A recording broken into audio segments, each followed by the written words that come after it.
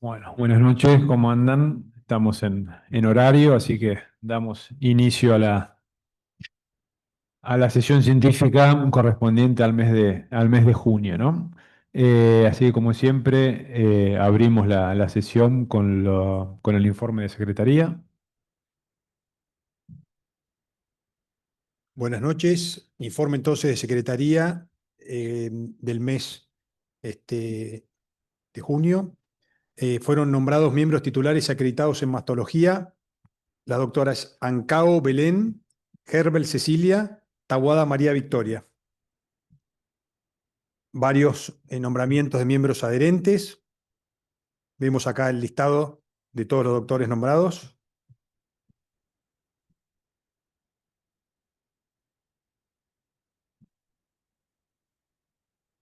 También fueron nombrados estos doctores.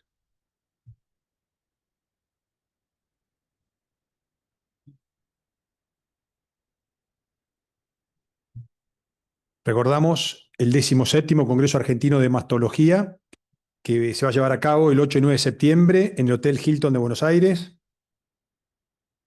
Recordamos también el primer curso Potenciando Habilidades para la Excelencia Académica, que va a realizarse en la Sociedad Argentina de Mastología, 4 viernes, 4 de julio, 8 de agosto, 5 de septiembre y 26 de septiembre, dirigido por la doctora Gabriela Candás, Verónica Fabiano y Victoria Costanzo.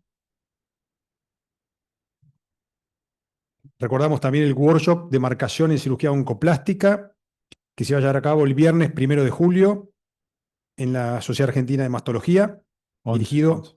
por el doctor Eduardo González y el doctor Alberto Rancati.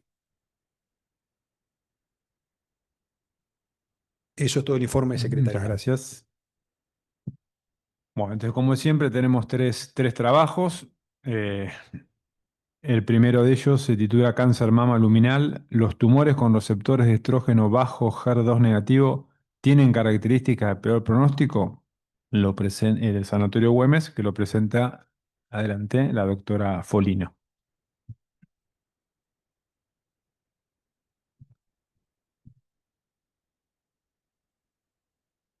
Buenas noches. Quería presentar nuestro trabajo titulado Cáncer de mama luminal. Los tumores con receptor de estrógeno bajo HER2 negativo tienen características de peor pronóstico. La clasificación histológica no refleja la heterogeneidad del cáncer de mama. Es por esto que recobra valor la inmunohistoquímica y la biología molecular. El estado del receptor de estrógeno juega un papel esencial en la toma de decisiones tanto clínicas y en la predicción de resultados y de tratamiento. Es un biomarcador predictivo y pronóstico ya establecido y actualmente el método de inmunohistoquímica es el de mayor utilidad para la identificación de estos tumores. Definimos a los cánceres de mama luminales a los tumores que tienen mayor o igual a 1% de positividad en las células tumorales y los cánceres de mama negativos a los que no tienen tinción. La mayoría de los cánceres de mama luminales poseen receptores de estrógeno con una puntuación alta, pero alrededor del 3 al 4% de los casos muestran una positividad baja entre el 1 al 10%. En la última actualización de ASCO-CAP en el año 2020, el panel de expertos afirma que los datos sobre el efecto de la terapia endocrina para las pacientes con receptor de estrógeno entre el 1 al 10% son limitadas. Las muestras deberían informarse como receptor de estrógeno bajo positivo con un comentario que menciona los escasos datos disponibles sobre el beneficio terapéutico del tratamiento hormonal para este subgrupo de pacientes. Entonces, el desafío es definir el valor de expresión de receptor de estrógeno que segregue mejor a las pacientes que obtendrían un beneficio clínico significativo en las estrategias de endocrinoterapia y registrar si esta disminución de la inmunoreactividad del receptor de estrógeno es proporcional a presentar características de mayor agresividad.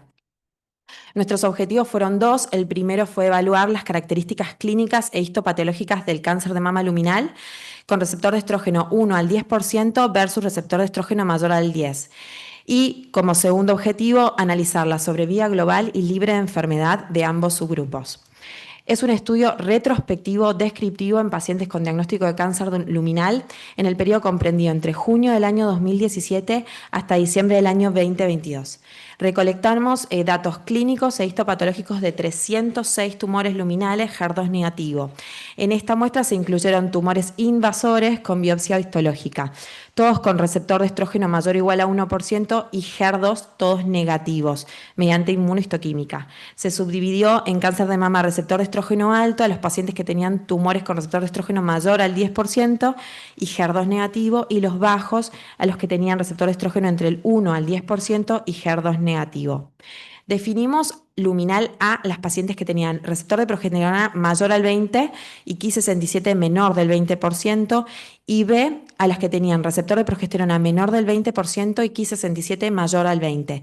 Fueron excluidos de toda nuestra muestra luminales B HER2 positivo, es decir, pacientes que tenían estrógeno mayor a 1 pero HER2 también positivo.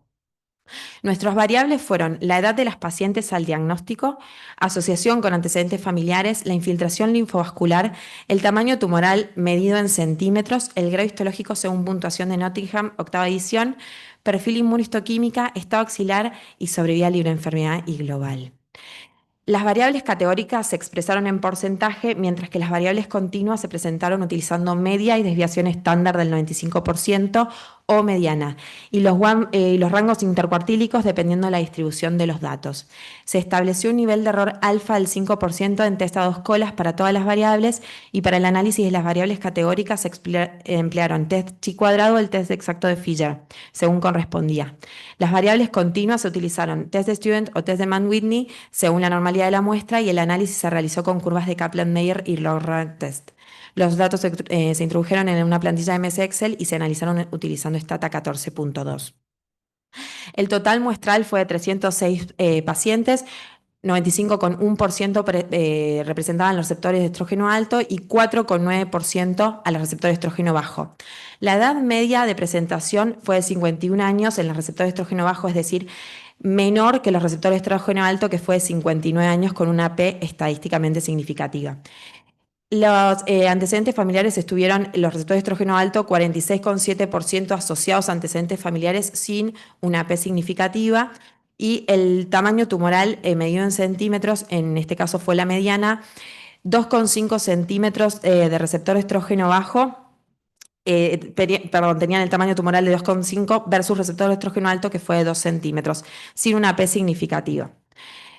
El grado predominante de los receptores de estrógeno bajo fue del 40%, eran grado histológico 3, versus receptor de estrógeno alto, que eran 58%. Esto fue estadísticamente significativo. 66,7% de los receptores de estrógeno bajo eran luminales B, a predominio del componente de receptor de progesterona menor del 20 en un 60%, también estadísticamente significativo. Asociamos el estadio 2 estuvo en 67% asociado al receptor de estrógeno bajo, es decir, la mayoría de los receptores de estrógeno bajo eran estadios 2 versus receptor de estrógeno alto, que en el 63% eran estadios 1, ambos con una pesta estadísticamente significativa.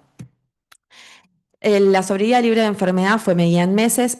Observamos que el receptor de estrógeno alto tenía 47 meses versus receptor de estrógeno alto 50 meses. El gráfico biológico de izquierda es un gráfico Kaplan-Meier. La línea superior pertenece al receptor de estrógeno bajo y la inferior receptor de estrógeno alto. Y la sobrevida global, también medida en meses, 48 meses para el receptor de estrógeno alto y 52 meses para el bajo. También en el gráfico de la derecha observamos un gráfico de tipo Kaplan-Meier. En la línea superior representan los receptores de estrógeno bajo y la inferior el alto. Discutimos la frecuencia con diversos estudios. Tanto el primero fue en noruego en 2023, que la frecuencia de ellos fue del 3,9%. En Alemania en 2021 a cargo de Sciori 2,6%. China en 2022 2,8%. En Rosario, en Argentina, 2021, 1,6% y nosotros 4,9%. Observamos, como había mencionado, la asociación de los receptores de estrógeno bajo, menor edad de presentación versus los receptores de estrógeno alto. Lo comparamos con el estudio de Rosario, que también observó la misma asociación, los dos estudios con una P significativa.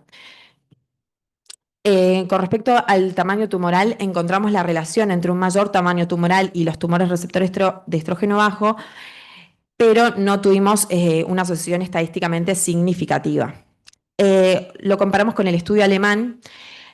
También observaron la misma asociación, pero tampoco pudieron encontrar un número estadísticamente significativo. Es decir, los receptores de estrógeno bajo tenían tumores mayores a 2 centímetros en mayor proporción que los altos, pero no eran estadísticamente significativos.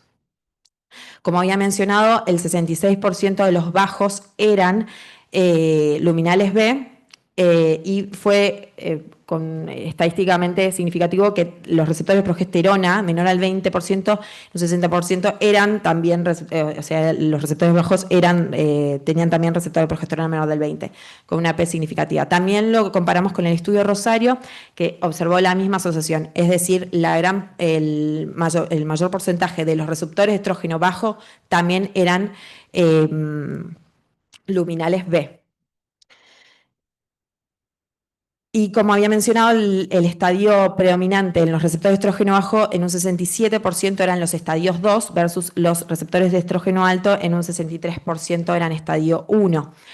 Comparativamente con el estudio chino, encontramos que el estadio 2 era el predominante en los receptores de estrógeno bajo.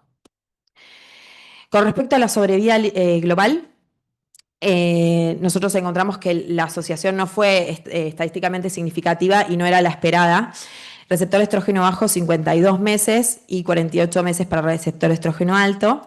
Comparativamente en Rosario sí pudieron evaluar la asociación de un sobrevida global con un mayor meses en los receptores de estrógeno alto versus los bajos 59. Y también nos pasó con la sobrevida libre de enfermedad, el presentar una mediana de 50 meses los bajos y 47 meses los altos. Lo comparamos con China, que ellos pudieron demostrar que la sobrevida libre de enfermedad depende significativamente del estado de su receptor hormonal y los bajos se asociaron con una sobrevida libre de enfermedad peor que los altos. Bien, nuestras limitaciones y los puntos a futuro del trabajo. Primero, está limitado por su carácter retrospectivo y el número de tumores de receptor estrógeno bajo, que fue de 15. Esto impide la demostración estadísticamente significativa del perfil más agresivo y dentro de los puntos a futuro para evaluar, creemos que un próximo trabajo enriquecedor sería compararlo también con los triple negativos una vez analizado a los receptores de estrógeno bajo en su grupo de origen, que son los luminales. Traigo 2 estudios del 2024 presentados en ASCO. El primero a mencionar, noruego, a cargo de Guy Fredriksson, que respalda el uso de mayor o igual a 10% como umbral para la positividad para los receptores de estrógeno, que brindaría a las pacientes con tumores con estas características las mismas oportunidades de tratamiento que a las pacientes con triple negativo. Y en el mismo año, el grupo italiano David Massa también presentó los resultados donde también concluyen que los receptores de estrógeno bajo y los triple negativos son inmunológicamente similares, también permitiendo esto una modificación en la terapéutica para este subgrupo de pacientes y una también adición. Bien, nuestras conclusiones fueron que los cánceres de mama luminales, receptor de estrógeno bajo 1 al 10% tienen edad de presentación más temprana, mayor asociación a receptor de progesterona menor del 20 y una proporción mayor de estadios pronóstico 2 versus 1. Permite asociarlos a características clínicas y patológicas más desfavorables, pero igualmente se requieren estudios con mayor número de pacientes para plantear una modificación de la terapéutica actual. La similitud inmunológica con los triple negativos permitiría nuevas terapéuticas para este subgrupo. Gracias. Muy bien. Bueno, abrimos la discusión del trabajo de la doctora. ¿Algún comentario, alguna opinión o aporte que quieran hacer?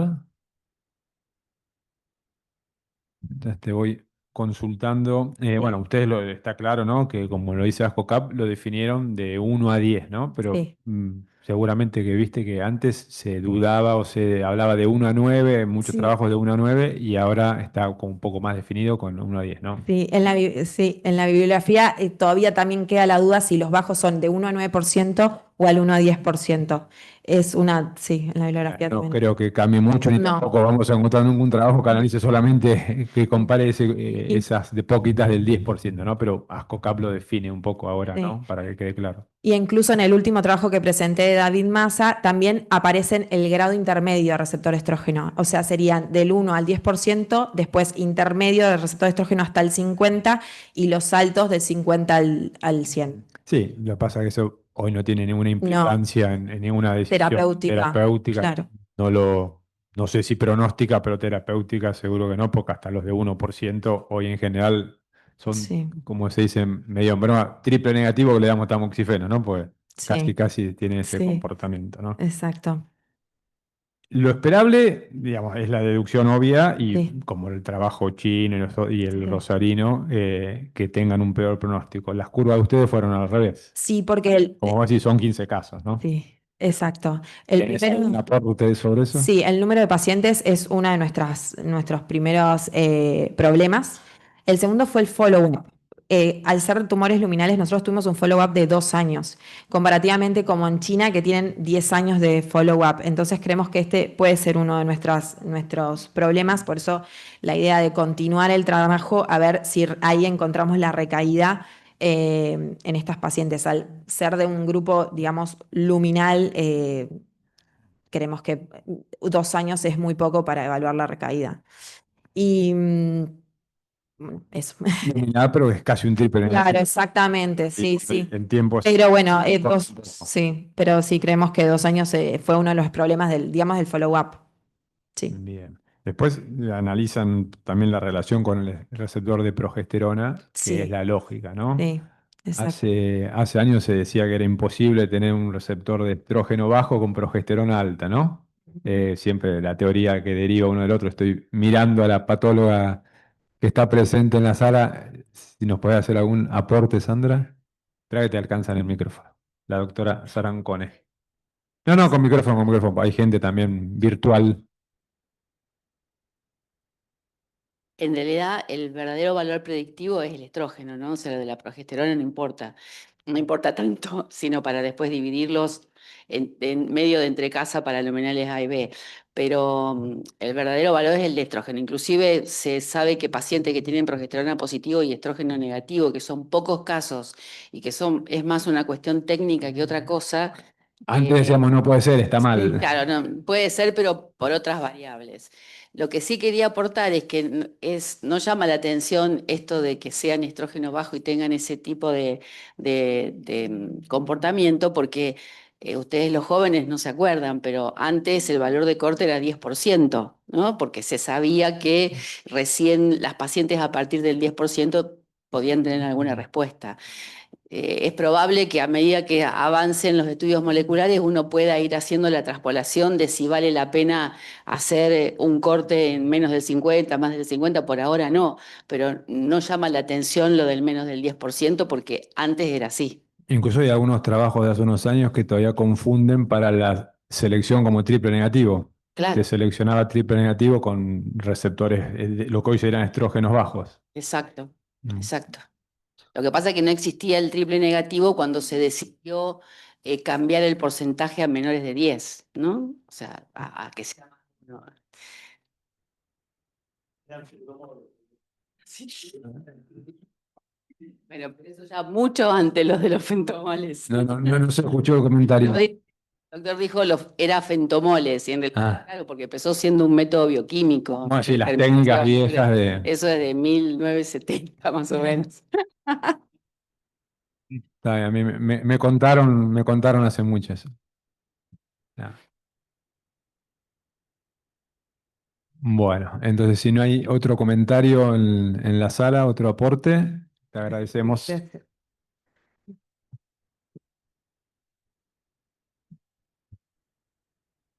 Bueno, el segundo trabajo de hoy lo presenta la doctora Alonso, aspectos clínico-patológicos y terapéuticos en mujeres con diagnóstico de cáncer mama según grupos etarios. Nuestra experiencia en efectores de salud de la Municipalidad de Rosario. Bueno, buenas tardes a todos. Mi nombre es Encarnación Alonso, soy de la ciudad de Rosario Les voy a presentar este trabajo titulado Aspectos clínico-patológicos y terapéuticos de mujeres con diagnóstico de cáncer de mama según grupos etarios. Nuestra experiencia en efectores de salud de la Municipalidad de Rosario. El cáncer de mama es la neoplasia más frecuentemente diagnosticada en mujeres. Sabemos que 1 de cada 8 mujeres desarrollará un cáncer de mama a lo largo de su vida y según datos de la IARC y de la Organización Mundial de la Salud, en 2022 el cáncer de mama fue el responsable de 2,3 millones de casos nuevos y 665.000 muertes en mujeres ese año. Ese mismo año, en nuestro país, el cáncer de mama fue el causal de más de 21.600 casos nuevos de cáncer de mama y más de 6.400 muertes en mujeres. Estos datos nos posicionan como un país de alta incidencia de cáncer de mama. Según proyecciones para el año 2040, el cáncer de mama va a aumentar su incidencia y su mortalidad aproximadamente un 41 y un 52% respectivamente, lo que posiciona a esta patología en un problema de salud que va a continuar siendo importante. En este contexto, el cáncer de mama debe ser estudiado a fondo y saber que la edad y el sexo femenino son factores de riesgo importantes en el desarrollo de esta patología, sabiendo que la mediana de edad del diagnóstico del cáncer de mama, según el Instituto Nacional del Cáncer de Estados Unidos, es de 62 años aproximadamente.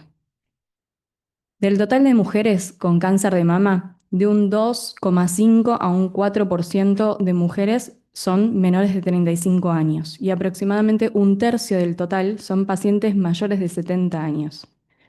La bibliografía se centra fundamentalmente en el rango etario de entre 35 y 65 años y los conocimientos del cáncer de mama se extrapolan a los extremos de la vida, extrapolación que sabemos que es errónea porque cada grupo etario presenta características tumorales, clínicas y terapéuticas particulares.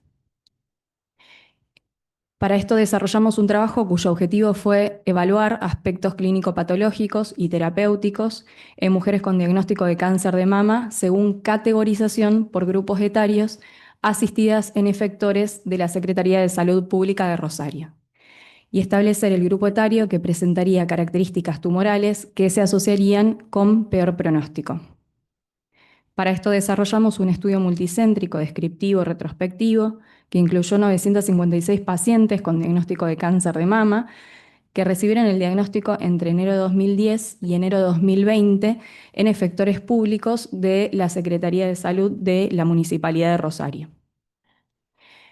Las variables que consideramos fueron edad de las pacientes, estadificación tumoral, histopatología, inmunohistoquímica, receptores hormonales y expresión de HER2, grado histológico, infiltración linfovascular y aspectos referidos al tratamiento quirúrgico.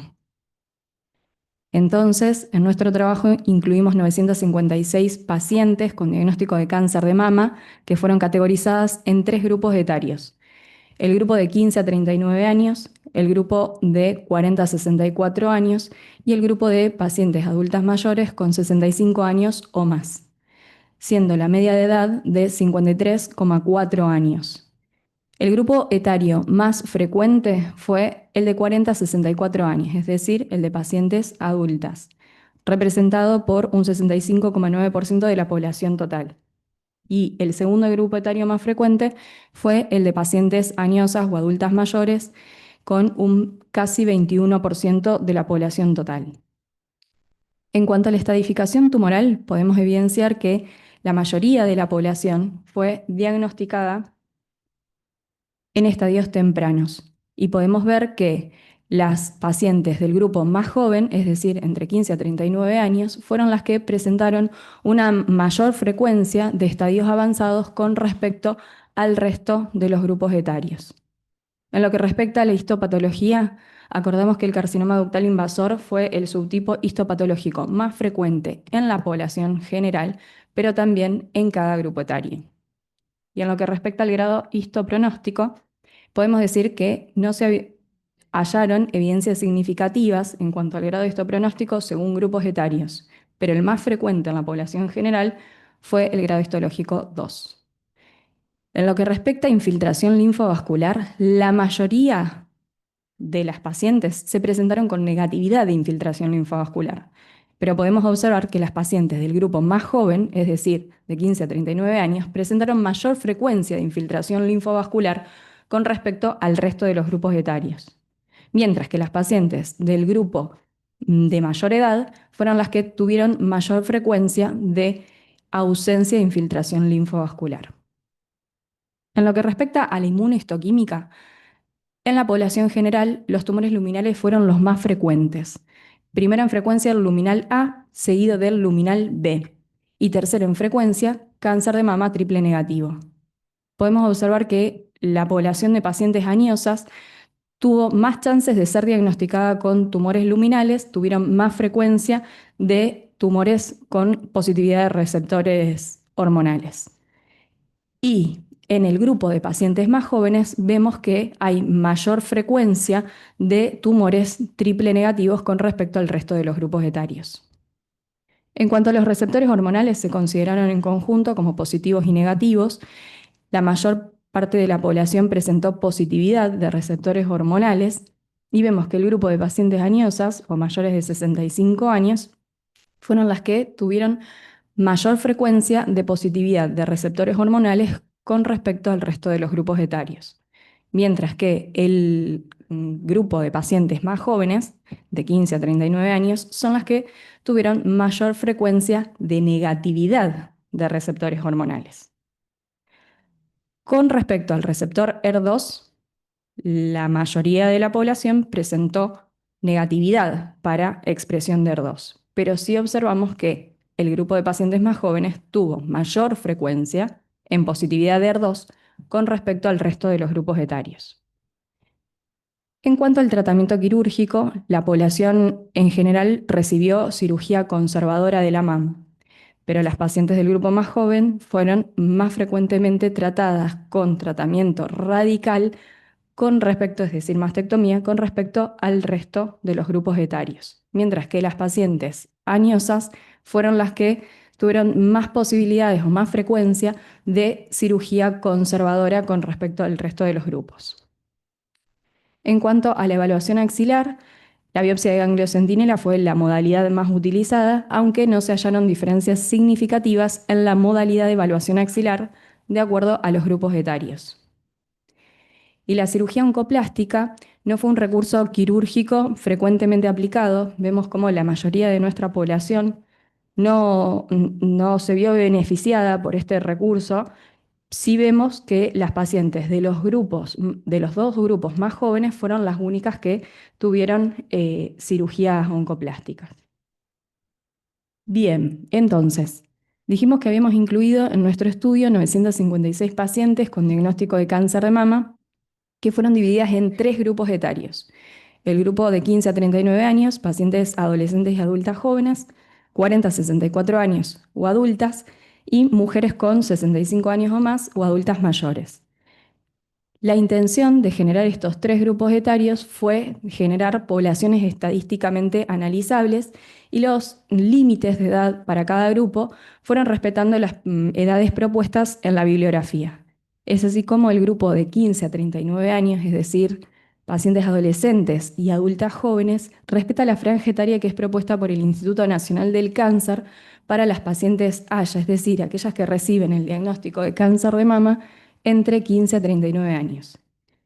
Esta población también es mencionada en las guías de NCCN y les reconoce como una población que tiene una biología tumoral, manejo y terapéuticas particulares y necesidades particulares inherentes a la edad de las pacientes.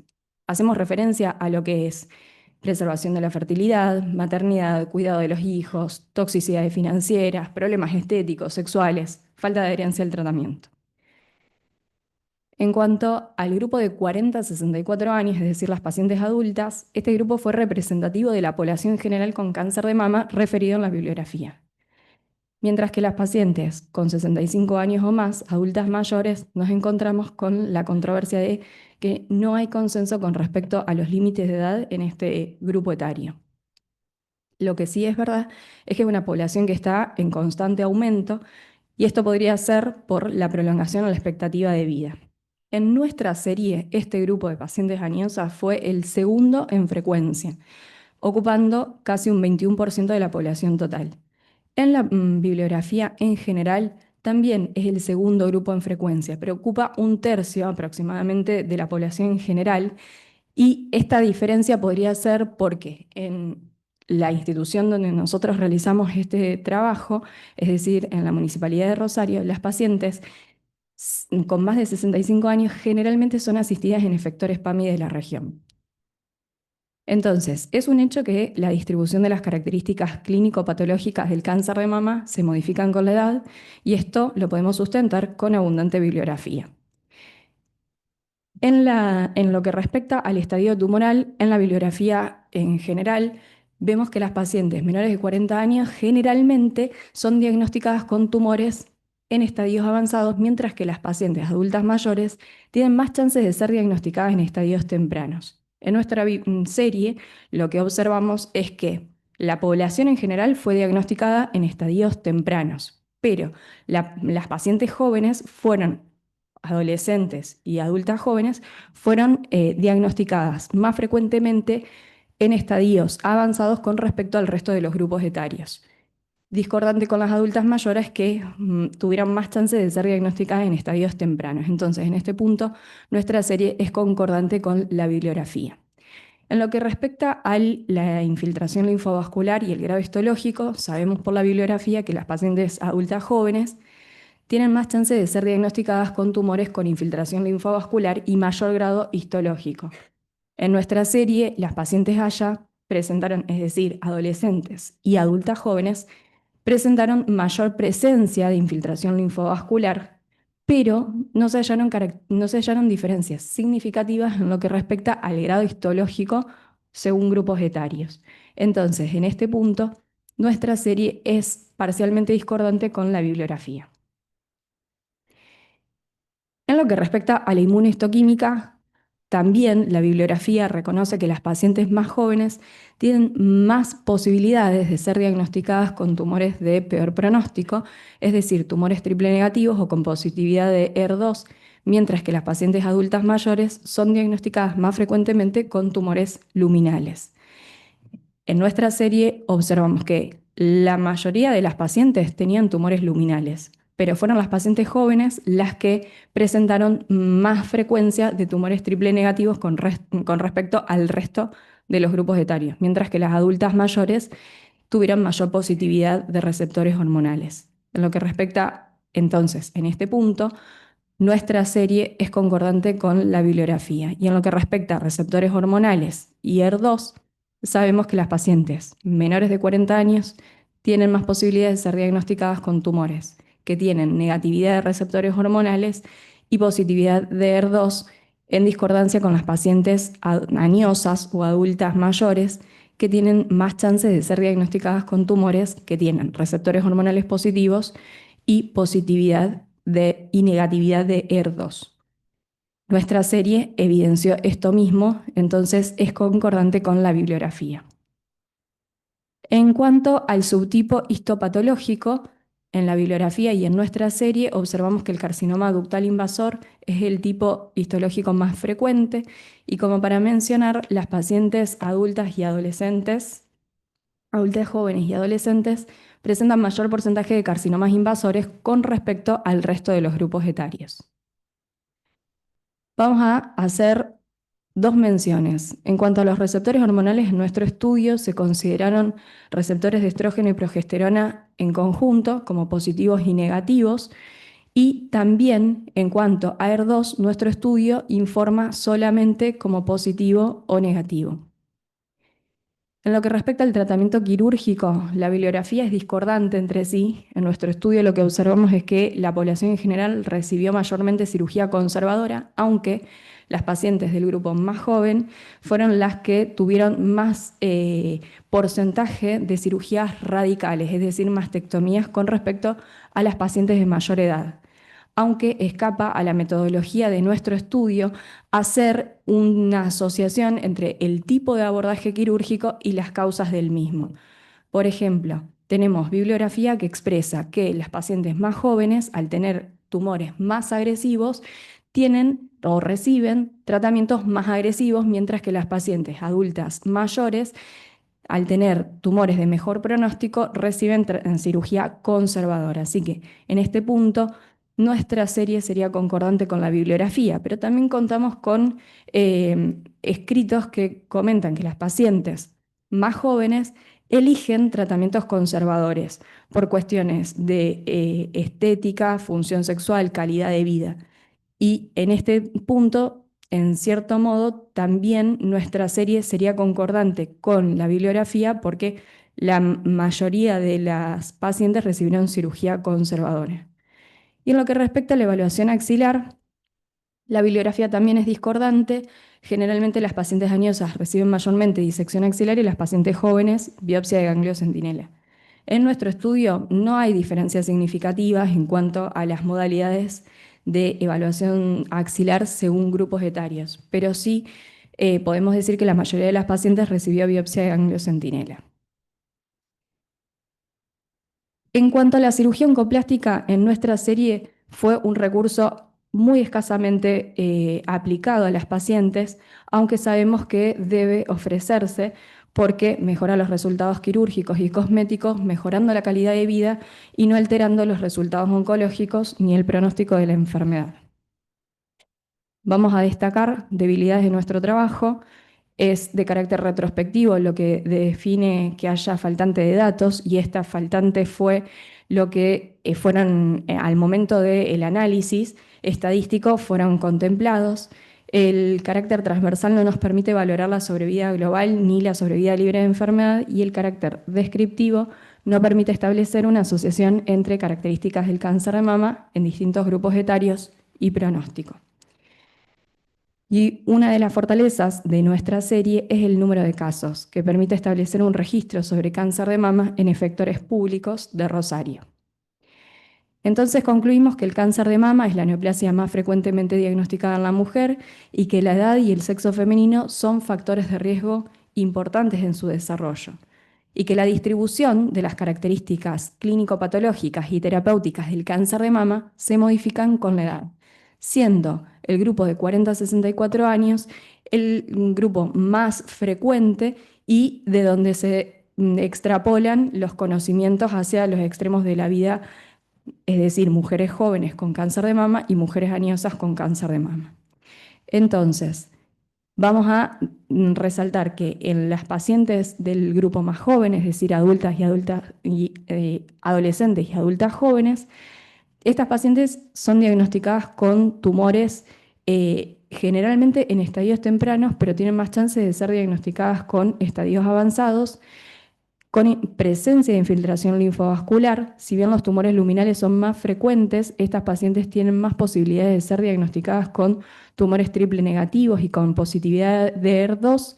Y si bien la cirugía conservadora de la mama es la modalidad de cirugía más frecuente, también tienen más chances de recibir tratamiento radical. En cuanto a las pacientes adultas mayores, podemos decir que estas son más frecuentemente diagnosticadas en estadios tempranos del cáncer de mama, con ausencia de infiltración linfovascular, y tienen más chances de ser diagnosticadas con tumores luminales, es decir, positividad de receptores hormonales y también tumores con negatividad de ER2, y reciben más frecuentemente en nuestra serie cirugía conservadora. No se vieron beneficiadas con cirugía oncoplástica. Entonces, cotejando los datos de la bibliografía con nuestra serie, podemos decir que las pacientes adolescentes y adultas jóvenes tienen tumores con características más agresivas que se asociarían a peor pronóstico, mientras que las pacientes adultas mayores tienen características tumorales asociadas a mejor evolución. Pero la metodología de nuestro estudio no permite asociar aspectos clínico-patológicos con pronóstico de la enfermedad. Entonces, el tratamiento integral de la mujer con cáncer de mama requiere de un equipo multidisciplinario que tenga conocimientos de esta patología, especialmente con las necesidades inherentes a las edades de las pacientes. Muchas gracias. Muy bien. Bueno, discutimos el trabajo de la doctora. Bueno, como siempre, comentarios, aportes, opiniones, preguntas. Hoy tenemos mucha gente en el auditorio, pero poca participación. Bueno, creo que el trabajo está bien presentado, está muy prolijo, muy ordenado. El número es importante, pero es a lo largo de 10 años, ¿no? Cuando entonces uno lo analiza, por ahí no es tan grande el número, sí, por los años, pero no cuando uno lo divide por año, ¿no? Creo que confirma muchas cosas predecibles, cosas que ya sabemos, ¿no? Porque como vos lo comparás con la bibliografía, en la mayoría coincide, ¿no es cierto? Hay algunos puntos que no coinciden, pero son la minoría, ¿no? En las más jóvenes, cuando hablas de tumores avanzados, por supuesto es una pregunta siempre casi sin respuesta, ¿no? Pero son pacientes fuera de screening, ¿no es cierto? De las edades habituales. Claro. Entonces, una cosa es avanzado por tamaño y la otra es cuando vos demostrás si mayor diagnóstico HER positivo, de triple negativo, eso es lo más interesante, me parece, ¿no?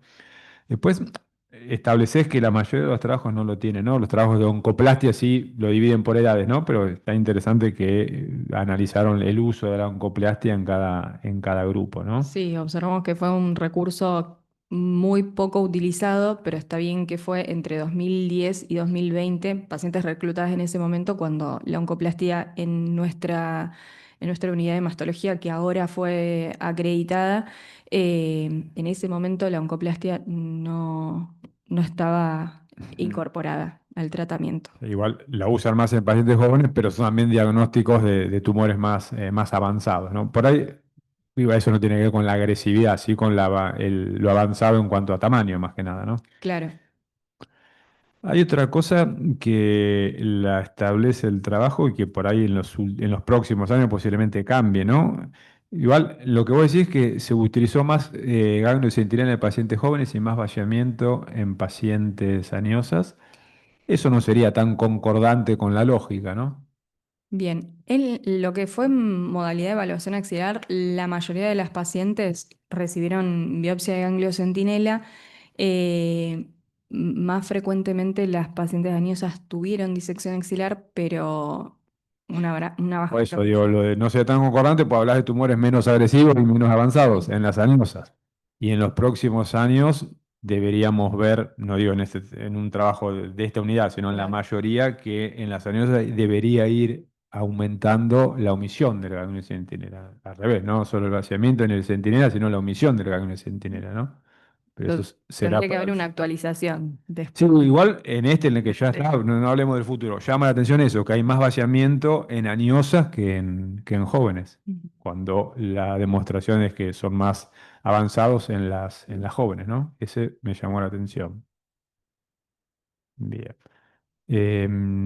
Bueno, no, y después las demás cosas se compatibiliza con las estadísticas habituales y con la bibliografía, ¿no? La distribución de menores de pacientes jóvenes del 13% es lo habitual, de pacientes añosas también, ¿no? Creo que es lo más importante para comentar del trabajo. De nuevo, ¿algún comentario? ¿Alguna referencia a trabajos similares que hayan hecho en sus equipos? Bueno, muy bien, muchas gracias. Gracias. Bueno, y el tercer trabajo, que lo presenta la doctora Gómez, se titula Aplicación del Brescu en pacientes con reducción mamaria tratadas en el Hospital de Agudo José María Pena. Hola, buenas tardes. Mi nombre es Lucía Gómez, hice la residencia de mastología en el Hospital Pena y voy a presentar mi trabajo que se titula Aplicación de Brescu en pacientes con reconstrucción mamaria tratadas en el Hospital General de Agudo José María Pena. Me gustaría comenzar la presentación realizando 3 preguntas que representan mi motivación al momento de realizar este trabajo, y estas son: ¿cómo definimos un tratamiento exitoso en las pacientes con cáncer de mama? ¿Nos detenemos a pensar cómo lo definen ellas? ¿Qué lugar ocupa la experiencia subjetiva de las pacientes en nuestras indicaciones? A modo de introducción, en Argentina el cáncer de mama representa el 17% de todos los casos nuevos de cáncer.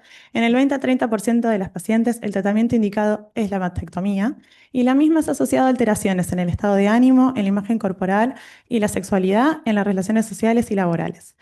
Conlleva un gran impacto en la calidad de vida. Se estima que el 40% aproximadamente presenta insatisfacción ante la decisión quirúrgica.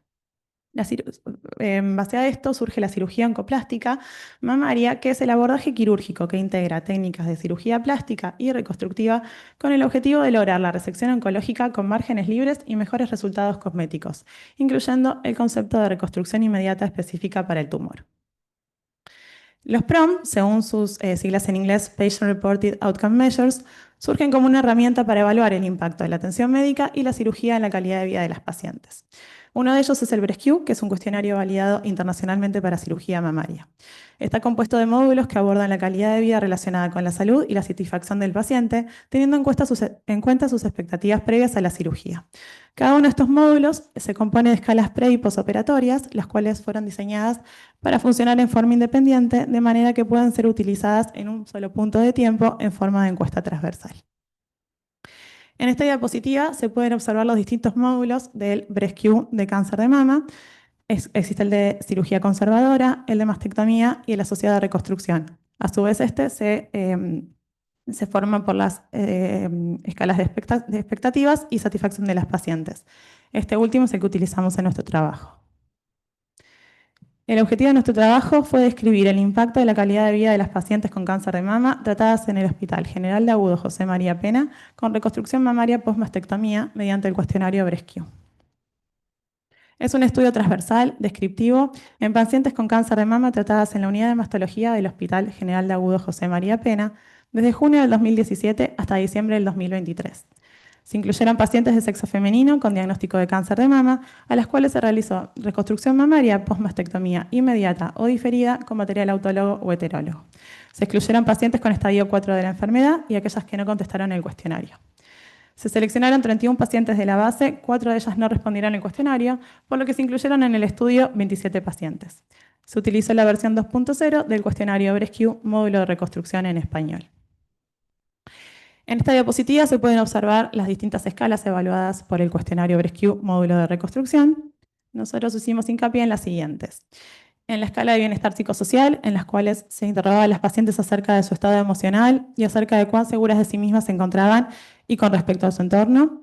La de bienestar sexual, en la cual se evaluaba cuán satisfechas se encontraban con respecto a su sexualidad y cuán atractivas y seguras de sí mismas sexualmente se encontraban. La de bienestar físico, que evaluaba principalmente dolor y alteraciones en la sensibilidad de la zona mamaria.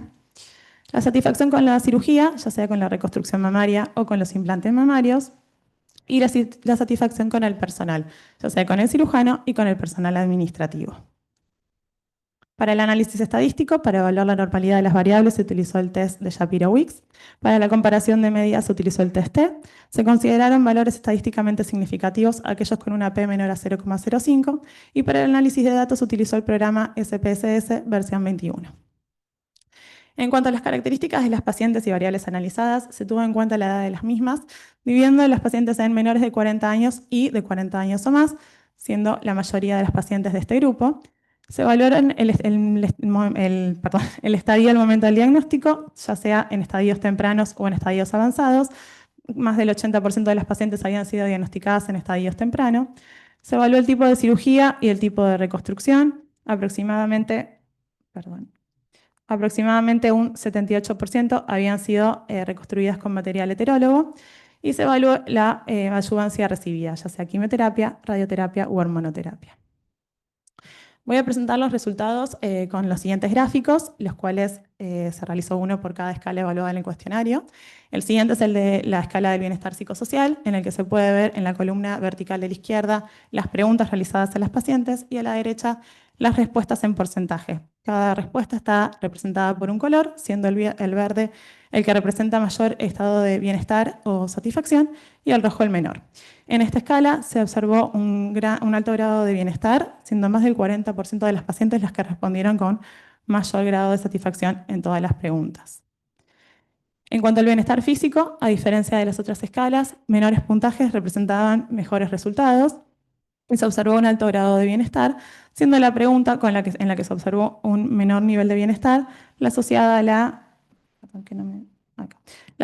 tiroides en la zona mamaria que sentían las pacientes y con qué frecuencia. En cuanto a la satisfacción con la reconstrucción mamaria, se observó un alto grado de satisfacción en la pregunta con la que obtuvimos menor resultado fue una pregunta relacionada con la imagen corporal, en la cual se les preguntaba a las pacientes cuán satisfechas se encontraban al verse al espejo desnudas. La escala del bienestar sexual fue la escala en la que obtuvimos peores resultados. La pregunta también con menor puntaje fue asociada también a la imagen corporal, que es en la que se interrogaba a las pacientes acerca de con qué frecuencia se sentían sexualmente atractivas al estar desnudas. En cuanto a la satisfacción con el personal, ya sea con el cirujano y con el personal administrativo, obtuvimos un alto grado de satisfacción. Cuando comparamos los puntajes medios y en las variables analizadas, pudimos observar que en la escala del bienestar psicosocial y bienestar sexual se obtuvieron diferencias estadísticamente significativas según el estadio al momento del diagnóstico, siendo peores los resultados en pacientes con estadios avanzados. En la escala de bienestar sexual obtuvimos diferencias estadísticamente significativas según si habían recibido o no quimioterapia y radioterapia, obteniendo peores resultados en las que sí habían recibido. En cuanto a la satisfacción con la cirugía, obtuvimos una diferencia significativa en cuanto a la satisfacción con reconstrucción mamaria, siendo mejores los resultados en las pacientes que no habían recibido quimioterapia con respecto a las que sí. Numerosos estudios utilizaron el cuestionario BRESQ para cuantificar el impacto de la reconstrucción mamaria en las pacientes mastectomizadas por cáncer de mama. En ellos se observaron puntuaciones más bajas en relación a la satisfacción con las mamas, el bienestar psicosocial, sexual y físico en mujeres a las que se les realizó únicamente la mastectomía frente a las que se sometieron a reconstrucción mamaria. En cuanto a las escalas de bienestar psicosocial y sexual, se ha demostrado que estadios tempranos de cáncer de mama generan un menor impacto en la calidad de vida luego de la cirugía en estas áreas, siendo la sexual la que presenta puntajes más bajos. Acorde a la bibliografía, evidenciamos mayor nivel de satisfacción en estadios tempranos. En cuanto a la edad de las pacientes, Wang y colaboradores hallaron peores resultados en mayores de 40 años y lo asociaron a una disminución de la libido en estas pacientes. Sin embargo, Dominici y colaboradores observaron menor satisfacción en pacientes jóvenes y lo relacionaron a tratamientos adyuvantes más agresivos en este grupo etario. En nuestro análisis, obtuvimos menor puntaje en las pacientes menores de 40 años. En cuanto a la quimioterapia, varios estudios demostraron su asociación con la disfunción sexual y trastornos en el deseo, pudiendo estar asociado a cambios en la imagen corporal. En nuestro análisis, obtuvimos valores más bajos en la escala de bienestar sexual en pacientes que habían recibido quimioterapia. Si bien la hormonoterapia ha demostrado un impacto negativo en la calidad de vida y en la esfera sexual, en nuestra población no observamos diferencias significativas entre el grupo que la recibió y el que no.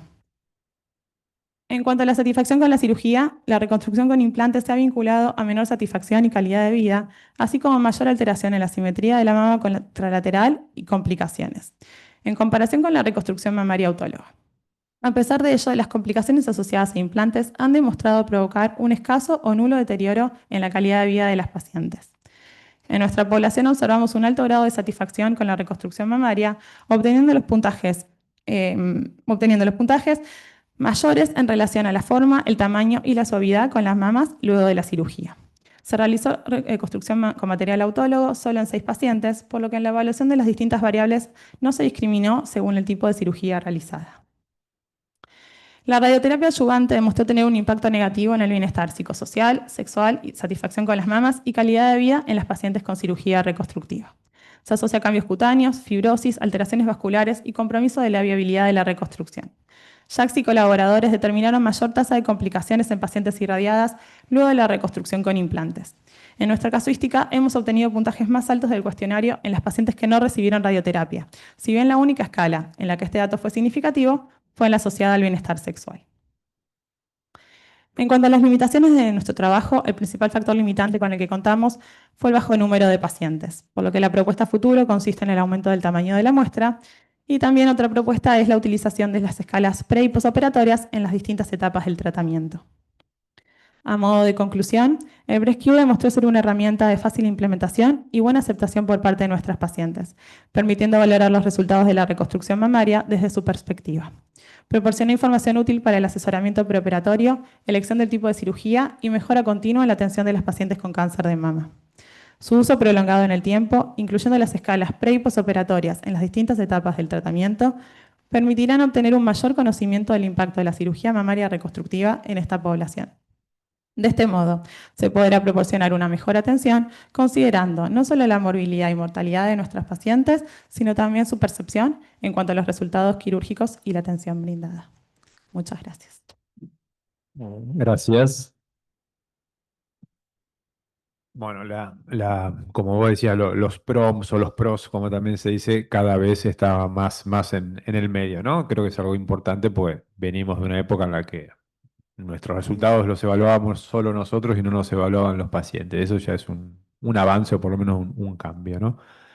Em, Todas las estadísticas dan una relación, digamos, inversa, ¿no? En cuanto a beneficio, cuando se asocia siempre la reconstrucción a la radioterapia. Lo raro es que acá también se manifiesta con la quimioterapia, ¿no? Sí, en verdad, en general las pacientes que reciben quimioterapia son pacientes que no siempre, pero en algunos casos tienen tumores más avanzados o estadios más avanzados, por lo cual quizás el recibir radioterapia está asociado también a la quimioterapia. No lo sé puntualmente, pero en general tratamientos más agresivos están asociados a peores resultados. Pero no separaron una y otra. No, sí, hicimos quimioterapia y radioterapia y se vio la diferencia en las dos. Pero las que recibieron quimioterapia sin radioterapia, no. No, Está bien. Pues ahí, lo dividimos en el trabajo. vos hablas bueno, son muy pocos los 27, ¿no? Pero son pocos los 6 que recibieron reconstrucción autóloga con dorsal ancho. Igual entiendo que fue dorsal y prótesis, ¿no es cierto? O Las sea, pacientes que hayan recibido, solo dorsal casi es muy infrecuente. claro, por eso la realidad es que tenemos un muy bajo número de pacientes con reconstrucción autóloga incluidas en el trabajo. Habían sido reconstruidas con solo dorsal, Solo dorsal, sin prótesis. claro. Está bien, perfecto. No Por me eso quedaba, también grafica un poco el no me quedaba claro, resultado. pero me parecía raro porque justamente el solo dorsal no Ujú. tiene tanta utilización, ¿no? ¿Comentarios? ¿Aportes? Bien. Em, Después hay otra cosa que creo que no está, pero sería interesante o por ahí algo se me perdió o por ahí tenés algún dato para aportarnos, ¿no? No analizaron ninguna diferencia entre reconstrucción inmediata y reconstrucción diferida. No, la realidad es que el número de pacientes Sí, no era muy alto, por lo cual hacer más distinciones quizás también hacía que el número de cada paciente evaluada de cada evaluación sea menor, así como tampoco evaluamos entre pre y post pectoral en cuanto a la colocación de los implantes. La realidad es que en este trabajo solo evaluamos las pacientes presentadas, no tuvimos en cuenta diferencias entre inmediata y diferida. bueno, pero no estaba mencionado tampoco. No, No. o sea, en las pacientes incluidas fueron desde el 2017 al 2023. Bien. Las pacientes reconstruidas en los últimos años se utilizó más la reconstrucción inmediata. Eso, ¿no? Eh, Y seguramente los últimos años más la y las prepectoral, ¿no? prepectorales, exacto, con lo cual a futuro sería un buen punto a evaluar, pero nosotros no lo evaluamos, ya digo, porque es... Está bien, seguramente que las primeras había más skin y ahora hay más nipple, Exacto. pero si en 27 lo discriminás en Es- tantos grupos no te queda poco, ¿no? Exacto. Bárbaro. Sí, Yo iba a hacer un comentario. Em, Te felicito, muy interesante abordar el problema del cáncer de mama desde lo cualitativo.